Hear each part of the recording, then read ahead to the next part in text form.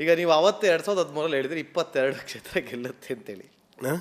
22 ಕ್ಷೇತ್ರದಲ್ಲಿ ಗೆಲ್ಲುತ್ತೆ ಅಂದಾಗ ಬಿಜೆಪಿಯವರು ಶಾಕ್ ಆಗಿದ್ರು.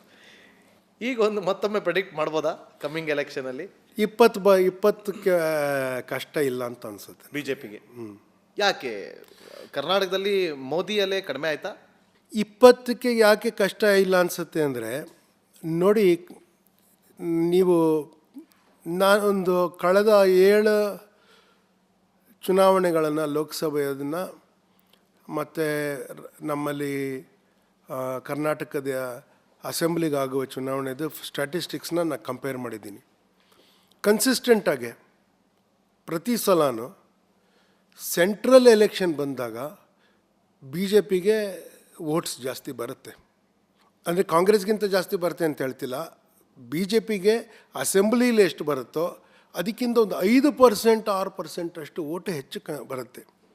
ಅಕಸ್ಮಾತ್ ಒಂದು ಥರದ ವೋಟ್ ಸ್ಪ್ಲಿಟ್ ಆದರು, ಈಗ ಒಕ್ಕಲಿಗ ವೋಟು ಜೆ ಡಿ ಎಸ್ ಸ್ವಲ್ಪ ಈ ಕಡೆ ಕೊಟ್ಟು ಜೆ ಡಿ ಎಸ್ ಸ್ವಲ್ಪ ಕಾಂಗ್ರೆಸ್ಸಿಗೆ ಕಳ್ಕೊಳ್ಳೋ ಥರದ್ದಾದರು, ಮತ್ತು ಏನೇನೋ ಜಾತಿ ರಾಜಕಾರಣದಿಂದ ಆ ಕಡೆ ಒಂದಷ್ಟು ಓಟು ಈ ಕಡೆ ಒಂದಷ್ಟು ಓಟು ಬರೋ ಥರದ್ದಾದ್ರೂ ಅವರಿಗೆ ಇವಾಗ 36%ಗಿಂತ ಇನ್ನೊಂದು 6% ಅಷ್ಟು ಜಾಸ್ತಿ ಬಂತು ಅಂದರು, ಅದು 18-20 ವೋಟ್ ಸೀಟ್ ಬರೋದಕ್ಕೆ ಮೋಸ ಆಗಲ್ಲ ಅನ್ಕೋತೀನಿ.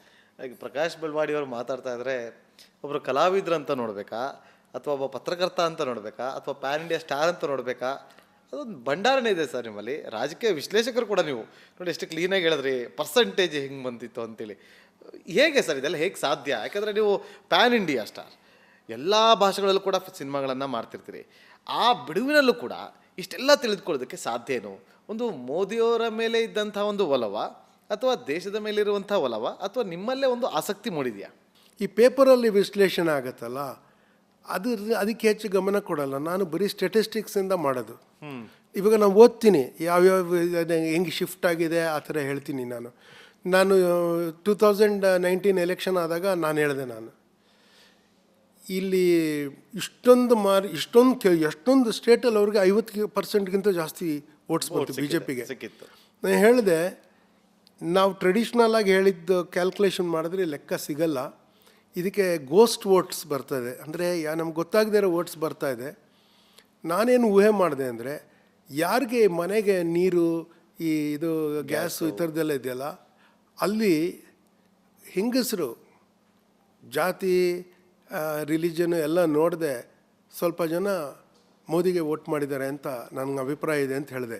ಈಗೆಲ್ಲರೂ ಒಪ್ಕೊಳ್ಳೋಕೆ ಶುರು ಮಾಡಿದ್ದಾರೆ ಅದನ್ನು. ಮೊದಲು ಅಷ್ಟು ಬೇಗ ಸುಲಭ ಒಪ್ಕೊಳ್ತಾ ಇರಲಿಲ್ಲ. ಹೌದು. ಅಂದರೆ ಯಾವಾಗಲೂ ಮಾಡ್ಕೊಂಡು ಬಂದಿದ್ದೀನಿ ನಾನು.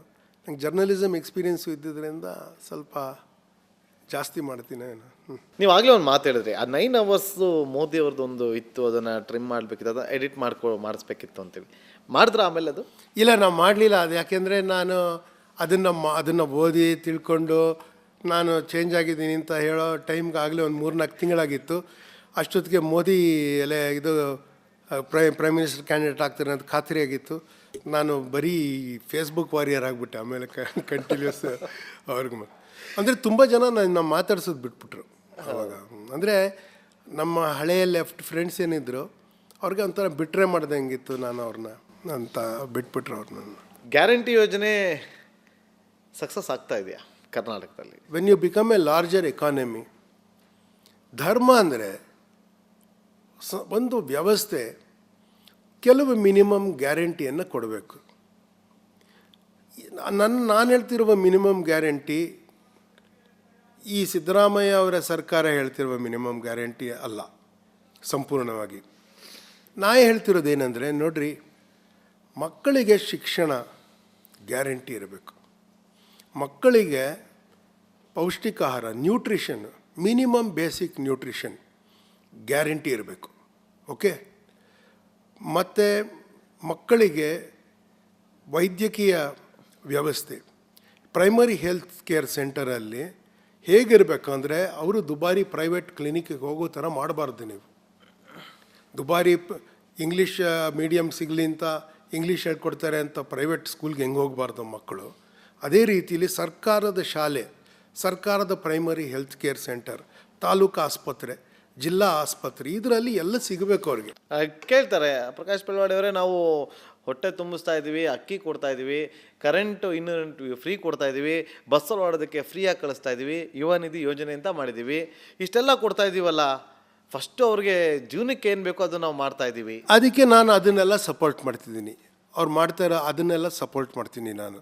ನಾನು ಯಾವ್ದು ಸಪೋರ್ಟ್ ಮಾಡಲ್ಲ ಅಂದರೆ, ಇದು ಸೋಮಾರಿತನದ ಮನೆಗೆ ದುಡ್ಡು ಡೈರೆಕ್ಟ್ ಕಳಿಸೋದಿದೆಯಲ್ಲ, ಅದಕ್ಕೆ ಸರ್ಕಾರ ಬೇಡ ರೀ.